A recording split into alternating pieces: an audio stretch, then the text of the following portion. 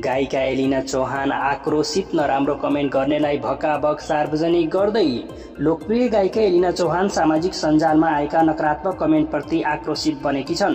बुधबार साँझ फेसबुकमा स्ट्याटस लेख्दै उनले निरन्तर रूपमा भइरहेको कमेन्टको अत्याचार सहन नसक्ने बताउँदै यस्तो कमेन्ट गर्नेहरूलाई खुलेर आइपुग्न खुल्ला चुनौती समेत दिएकी छन्। पूर्व श्रीमान विष्णु सापकोटासँग सम्बन्धित विषयमा आएका केही अपमानजनक टिप्पणीले आहत बनेकी एलिनाले ती कमेन्टकर्ताहरूको फेसबुक आइडी सहितको विवरण सार्वजनिक गर्न थालेकी छन्।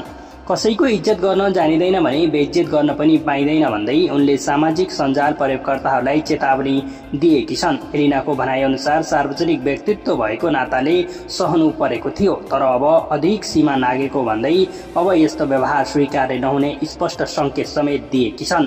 उनले सामाजिक सञ्जाललाई चरित्र हत्या गर्ने माध्यम बनाउने प्रवृत्तिको खुलेर विरोध गर्दै भनेकी छन्, भाइरल हुन चाहनेहरू आइपुग, अब म चुप लागेर बस्दिन।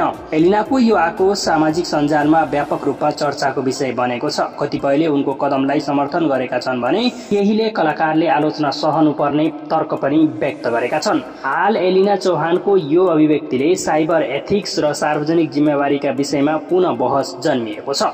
कलाकार देशका गहना हुन्, उनीहरूको प्रतिभा, मेहनत र योगदानलाई सम्मान गर्नु हाम्रो कर्तव्य हो। व्यक्तिगत जीवनलाई लिएर सामाजिक सञ्जालमा नकारात्मक र अपमानजनक टिप्पणी गर्नु केवल असभ्यता मात्र होइन, देशको सांस्कृतिक मूल्यप्रति अपमान पनि हो। आलोचना स्वास्थ्य ढंगले हुनुपर्छ, चरित्र हत्या गर्ने ढंगले होइन।